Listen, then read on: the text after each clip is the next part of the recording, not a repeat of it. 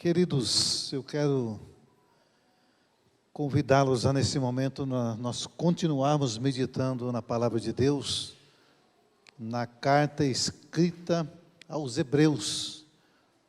Nós já falamos algumas vezes sobre esta carta, essa epístola, que o tema central da epístola aos Hebreus é a superioridade de Cristo. Então, a carta aos Hebreus é essa carta extraordinária. E lembrem-se que ela foi escrita para um povo que tinha convertido, um povo que era judeu, que era do templo, que era do sacrifício, entregaram-se a vida para Jesus, anos 60, ela foi escrita por volta do ano 60, 62. Entretanto, esse povo estava voltando ao Antigo Testamento, estava voltando ao templo, estava dizendo que era preciso também obedecer os sacrifícios, os ritos da lei, que Cristo não era suficiente. Aí Deus inspira esse escritor para escrever essa carta totalmente extraordinária para colocar a igreja de novo na rota certa. Ele começa a dizer que há um só mediador, que há um só sumo sacerdote, que o sacrifício é eterno, que a redenção é eterna, que tudo isso foi consumado em Cristo. Então essa carta é uma carta de advertência àquela igreja para não voltar ao sistema antigo. Porque nós temos uma tendência muito grande, amados, de termos um encontro com Cristo, nos aprofundarmos na palavra e de repente nos dá saudade do Egito, nos dá saudade do antigo modo de viver e no nosso caso, às vezes, dá saudade do antigo modo de cultuar. Parece que Cristo não basta mais. Nós queremos outros elementos, outros subsídios, outras formas, outros rituais, outros mediadores, outros intercessores, outras formas, outro mover, outro isso e outro aquilo. Cristo não basta. Aí essa carta é escrita para essa igreja que está desviando da rota. Essa igreja que tinha Cristo, tinha padecido, estava padecendo sofrimentos indizíveis. Inclusive, você vai ver um pouquinho na frente, no próprio capítulo 6, que nós vamos ler hoje, que essa igreja, alguns tiveram até seus bens tomados pelo Estado, pelo Império Romano. Esse povo, diante da tribulação, da angústia, estavam desanimando, estavam voltando ao templo, voltando à necessidade de ter um sumo sacerdote, de ter um representante divino, de ter um ungido do Senhor na vida deles, sendo que o ungido do Senhor agora estava dentro deles. Aí, então, essa carta, pelo Espírito Santo, é escrita com esse propósito. E hoje, no capítulo 6, nós vamos ler, eu queria pular esse capítulo, porque eu creio que os versículos que nós vamos ler aqui, acho que é os mais polêmicos que eu já olhei, debati, conversei, percebi da Bíblia Sagrada, que é o capítulo 6 de Hebreus. Nós veremos a partir do versículo 4, que diz assim, Hebreus capítulo 6, versículo 4, o escritor, inspirado pelo Espírito, diz: Ora, para aqueles que uma vez foram iluminados, provaram o dom celestial, tornaram-se participantes do Espírito Santo, experimentaram a bondade da palavra de Deus e os poderes da era que há de vir, e caíram. É impossível que sejam reconduzidos ao arrependimento, pois para si mesmos, grave isso, pois para si mesmos estão crucificando de novo o Filho de Deus, sujeitando a desonra pública. Esse versículo é de grande discussão, porque muitos em torno dele fazem a seguinte pergunta: é possível perder a salvação? Ai, é possível alguém ter sido salvo e perder essa salvação? A quem esse versículo está destinado? De quem ele está falando? Há a possibilidade de ter um encontro com o Senhor, de ser morada do Espírito, e ainda assim o Espírito ir embora e você ir para o inferno? É possível eu estar salvo hoje e amanhã não estar mais salvo, ou estar salvo durante uns 10 anos da minha vida, e depois nos outros 10 perder a salvação? que você acha? Responde para você. Fosse escola bíblica, a gente fazia um debate, né? Dá para fazer um podcast sobre a salvação. Me parece que o texto diz que é possível, porque ele diz que é impossível que sejam reconduzidos ao arrependimento. E agora? Diante disso, o que nós temos que aprender? Mas parece que se você continuar o texto, vai dizer que não. Por isso que a Bíblia, amados, eu sempre digo aqui, que é um livro de se ler olhando o contexto, o antes do texto e o pós o texto. O pretexto, o pós-texto, o livro inteiro, a Bíblia inteira, para tentar entender alguns versículos. E esses versículos polêmicos, é possível cair da graça? Alguém diz até que é possível cair da graça, uma terminologia usada por uma instituição bastante grande, bastante antiga, que usa desse termo, inclusive baseando não só nesse versículo, mas no outro, sobre o cair da graça. Será que tem como cair da graça? Será que tem como perder a salvação? Primeiro, vamos olhar para o texto. O texto é um texto escrito a um povo que é judeu. E o judeu não tem essa noção de individualidade. Ele não olha para o outro como indivíduo, ele olha para o outro como o comunitário. É o povo judeu, não é o indivíduo judeu. O Deus é o Deus do povo judeu e não dos judeus individualmente. Então a noção do escritor para aquele povo, ele estava falando para o povo que era judeu, de origem judaica, a nacionalidade, que estava nos costumes judaicos antes de entregar a Cristo, e que agora é a comunidade, que é a igreja de Jesus espalhada. Então, nós estamos diante de um texto que não foi escrito para indivíduo, não foi escrito para o fulano, para o beltrano ou para o cicrano. Nós estamos, então, diante de um texto que parece que diz que é impossível voltar a arrepender-se aquele que se perdeu, mas é um texto que, na verdade, ele não é uma constatação, ele é uma advertência. O escritor está fazendo todo o seu livro inteiro advertindo a um povo a não voltar. O que é a advertência? A advertência há de verter e voltar atrás, olhar atrás. Ele está escrevendo para um povo que estava voltando e olhando para trás. Ele fala, olha, estamos fazendo para vocês agora uma advertência sobre a possibilidade de alguém cair da graça. Qual é essa possibilidade? Ele não está constatando, olha, fulano caiu, fulano saiu, aquele lá abandonou. Nós temos outros versículos que diz isso. Porque, na verdade, se você olhar, esse aqui é um grande paradoxo, e a beleza da palavra de Deus é que ela é paradoxal. Temos diversos versículos que diz que nós não perdemos a salvação, e temos diversos versículos que parecem dizer que nós podemos perder. Mas o que nós temos que entender, então? Entender que o escritor estava erguendo uma placa bem grande para aquela igreja, e como se nela tivesse escrito, olha, atenção, cuidado, não voltem atrás, não retrocedam. Inclusive ele faz uma advertência muito grande, dizendo que aquela igreja ainda era imatura. Esse contexto começa no capítulo 5, acompanhe comigo, por favor, no capítulo 5, no versículo 11. Ele está escrevendo ali sobre Jesus, sobre a excelência de Cristo, sobre o sumo sacerdote. Parece que ele dá uma pausa, parece que o Espírito Santo fala, ó, vamos parar aqui, escreve esse negócio aí.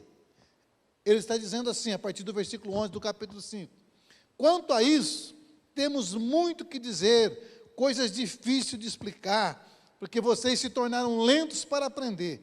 Ó, embora a esta altura já devessem ser mestres, vocês precisam de alguém que lhes ensine novamente os princípios elementares da palavra de Deus. Estão precisando de leite, e não de alimento sólido.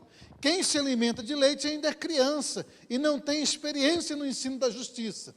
Mas o alimento sólido é para os adultos, os quais, pelo exercício constante, tornaram-se aptos para discernir tanto o bem quanto o mal. Eles não estavam conseguindo discernir o bem e o mal. Portanto, deixemos os ensinos elementares, rudimentares, a respeito de Cristo, e avancemos para a maturidade.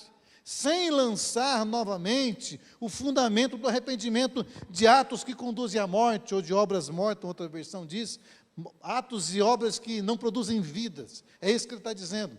A respeito de que conduz à morte, da fé em Deus, da instrução a respeito de batismo, do juízo eterno. Assim faremos se um dia Deus permitir. Parece que o escritor tinha intenção de escrever outra carta para aquele povo. Mas ele precisou de parar e dizer, olha, vocês ainda são muito pequenos, vocês ainda são infantes na fé. Então não queiram ficar discernindo quem está salvo, quem está perdido, quem está certo, quem está errado, quem é de Deus, quem não está, quem vai para o céu, quem não vai. Que me parece que a grande preocupação nossa não é com a nossa vida, é com a vida do outro. Será que é possível perder a salvação? Não é? Era para vocês estarem fazendo, sabe o quê? Era para vocês estarem falando sobre coisas muito mais excelentes. Era para vocês estar olhando para coisas muito mais superiores, e vocês estão aí preocupados, inclusive, pensando em voltar. Aí ele fala, existe de fato essa possibilidade de alguém que foi iluminado, provou o dom celestial, tornou participante do Espírito Santo, experimentou da bondade da palavra e dos poderes da era de vir e caírem. Parece que existe essa possibilidade. E é impossível que voltem a arrepender-se. Mas a pergunta que nós devemos fazer, e que ele provocou os judeus, vamos ler depois na sequência, é que essa não deve ser a preocupação nossa. Deve ser uma preocupação minha, individual, não com relação ao outro. Por isso que eu não me preocupo se você está salvo ou não está salvo, se você vai para o céu ou não vai para o céu. Eu quero ver você no céu comigo. Eu quero ver todos no céu. Ah, pastor, mas você não fica cuidando da vida dos irmãos, quem pecou, quem não pecou? Eu não. Está doido, eu não sou Espírito Santo? Não me preocupo. A não ser que seja um pecadão muito grande, porque nós temos um negócio de medir pecado, né? Que torne um escândalo muito grande. Aí a gente senta com os irmãos da diretoria, vê o que faz, etc. Mas sempre para abraçar, para acolher, para encaminhar, para ajudar, para proporcionar o crescimento. Mas eu não estou preocupado com a vida de vocês. Eu estou preocupado se vocês estão lendo a palavra, estão orando, estão crescendo, estão tendo comunhão com os outros, porque aí é o Espírito Santo quem dá o crescimento. A proposta, o chamado de Deus para a minha vida não é cuidar da vida de ninguém, é pregar o Evangelho. E em se pregando o verdadeiro Evangelho, é Ele quem dá o crescimento conforme a compreensão, a absorção, a abertura do coração de cada um de vocês. Nós não estamos aqui para cuidar do pecado de ninguém, até porque eu não sei quem pecou ou não pecou. Eu não sei o que é pecado para o outro, eu sei que Jesus perdoou todos os pecados. Amém? Você é perdoado? Então, caminhe, o que o escritor está dizendo, mas e é possível cair dessa graça? A impressão que eu tenho, que quando ele fala bem assim, que alguém que experimentou tudo isso, que ele diz que experimentou, e ainda desistiu, no primeiro olhar nosso, nós fazemos um julgamento de comportamento e de moral. Ah, é o cara que voltou a beber, é o cara que voltou a se prostituir, é o cara que largou da mulher, é o cara que não sei o quê. Não é isso.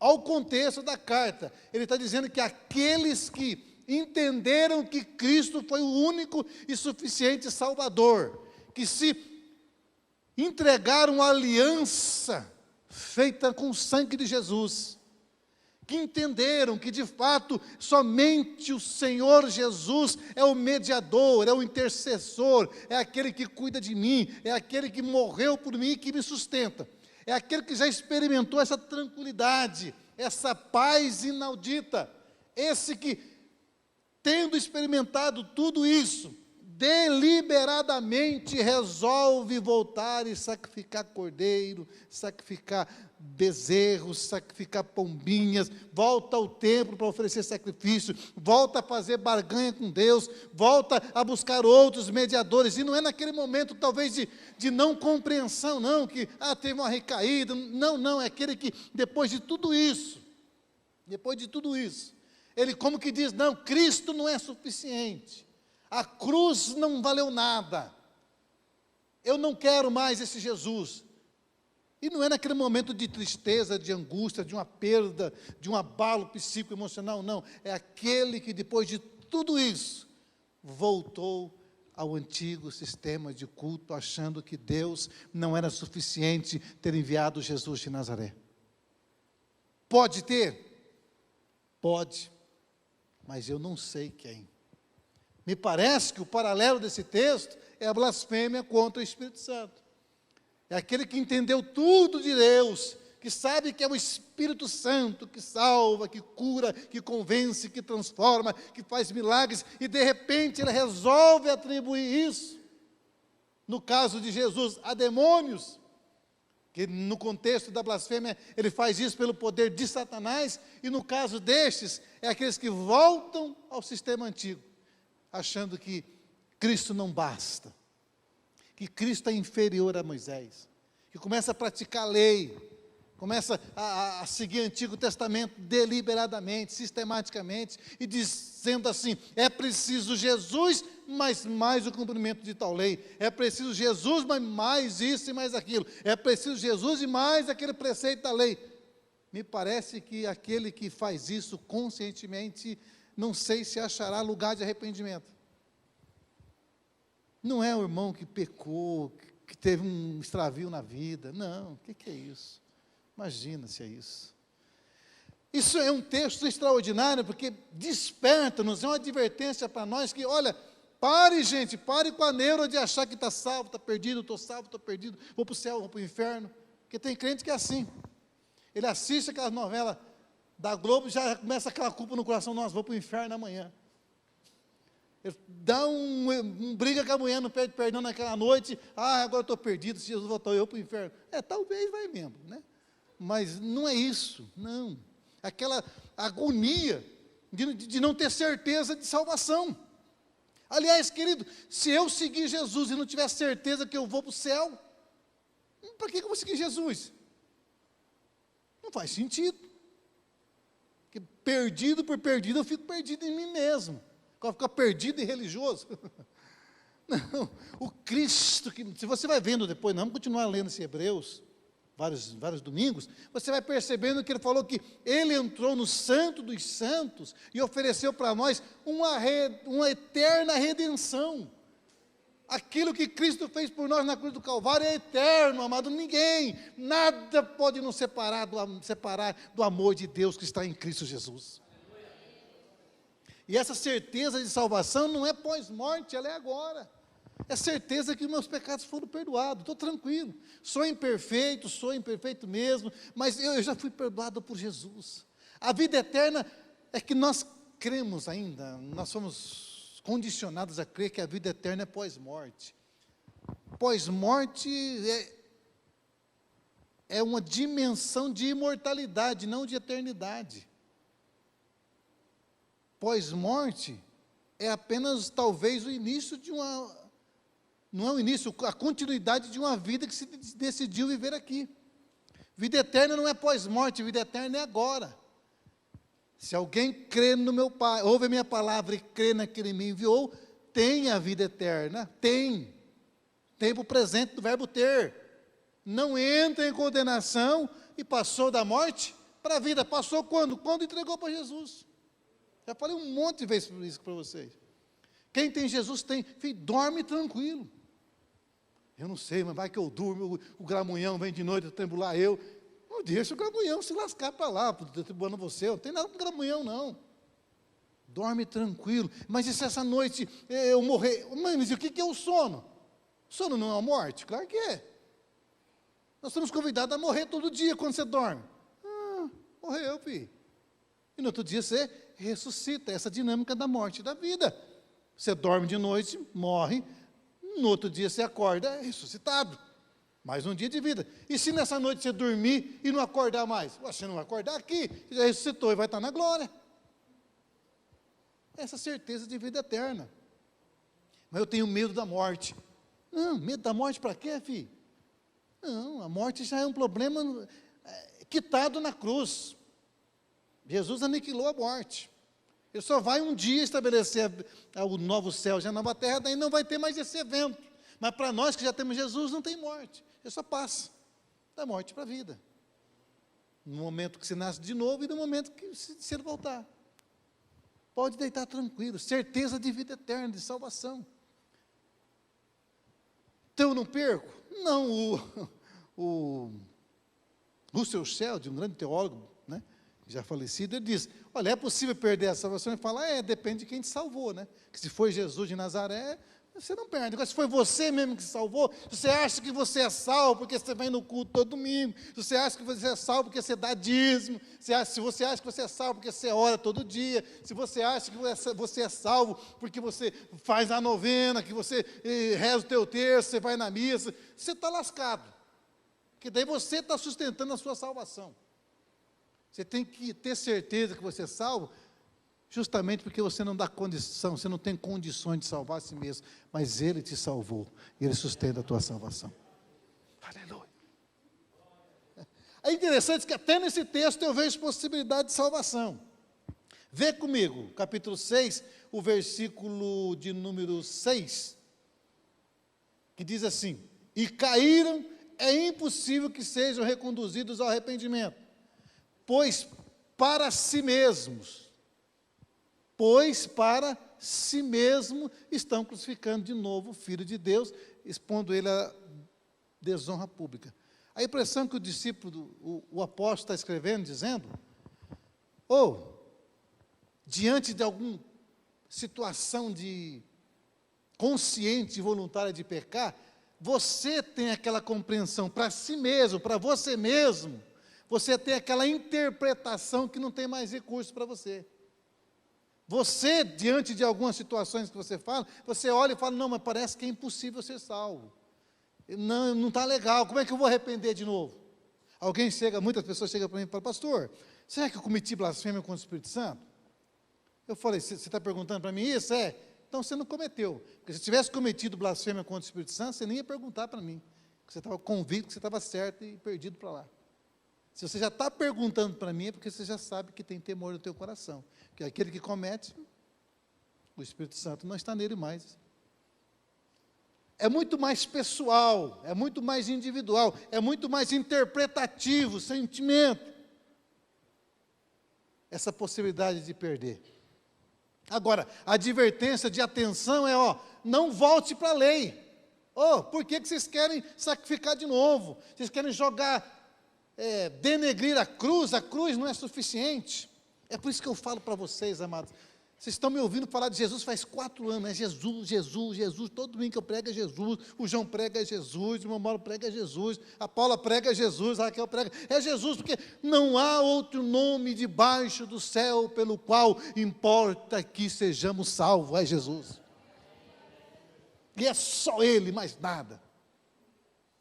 É só Ele, é só Ele.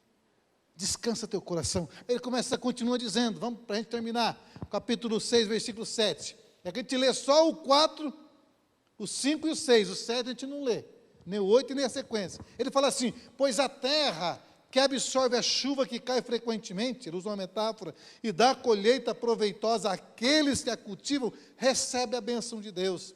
Mas a terra que produz espinhos e ervas daninhas é inútil e logo será amaldiçoada.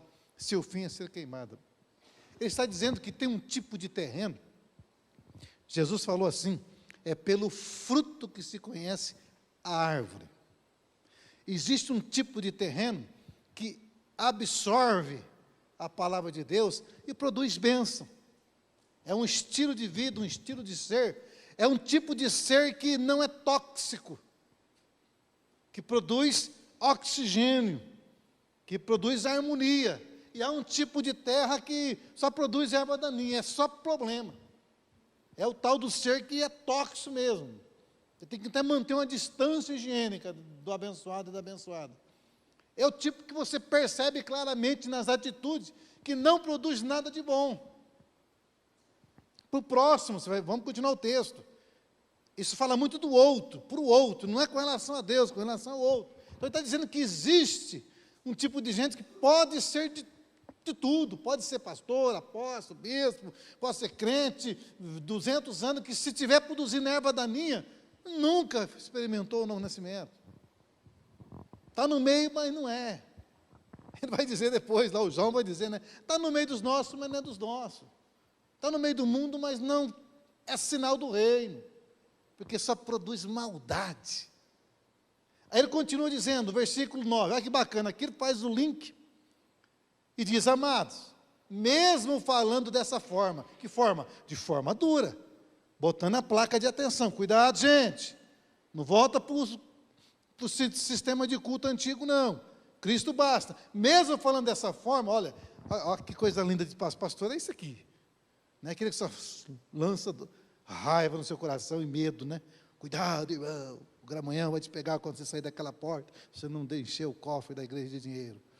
Essas coisas nesse sentido. Se você não gastar aqui, se não der aqui, você vai gastar na farmácia. Se você não estiver dando disso, você está roubando a Deus. Eu me livre disso aí.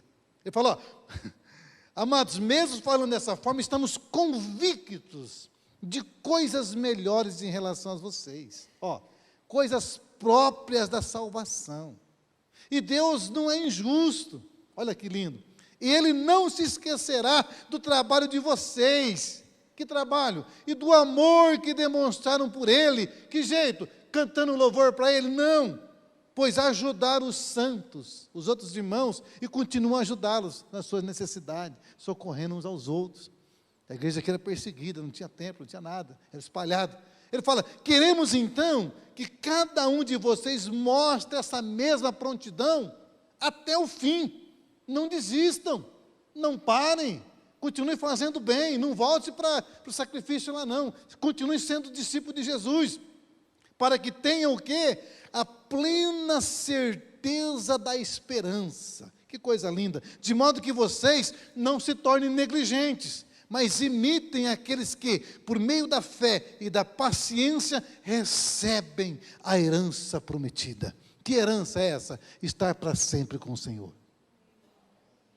Aí ele continua argumentando isso, olha, pode ser que alguém se perca sim, mas está muito mais na esfera dele com o Pai do que na alçada da igreja, do outro. Não, continue de prontidão, fazendo bem, cuidando um do outro, servindo a Deus, firme com Jesus, não volte atrás não, não queira voltar para as coisas antigas, basta, Jesus basta, não volte para o sal grosso, não volte para as campanhas, não volte para nada não, filho. Jesus basta, chega de artifícios, ele é pela fé, é pela esperança. Ele fala, vamos ver a partir do versículo 16, os homens juram por alguém superior a si mesmo, ele está falando de Abraão aqui, e o juramento confirma o que foi dito, pondo fim a toda discussão. Queremos mostrar de forma, ele está falando, queremos mostrar de forma bem clara a natureza imutável do seu propósito para com os herdeiros da promessa. Deus o confirmou com juramento, para que, por meio de duas coisas imutáveis, nas quais é impossível que Deus minta, sejamos firmemente encorajados, nós que nos refugiamos nele, para tomar posse da esperança a nossa proposta. Temos esta esperança como âncora da alma, firme e segura, a qual adentra o santuário interior por trás do véu, onde Jesus, que nos precedeu, entrou em nosso lugar, tornando-se sumo sacerdote para sempre, segundo a ordem de Melquisedeque. O que ele está falando com isso? Estejam prontos, não desanime. Escuta, irmão, desanima não, por causa de que você está desanimado? Cadê aqui? Por causa de quê? Por que você está desanimado com essas lutinhas? Não pare, não desista não. Não volte atrás não, filho. Temos uma esperança, temos uma herança no céu, que já está aqui. Aí ele fala assim, que essa esperança é uma âncora da alma, firme e segura.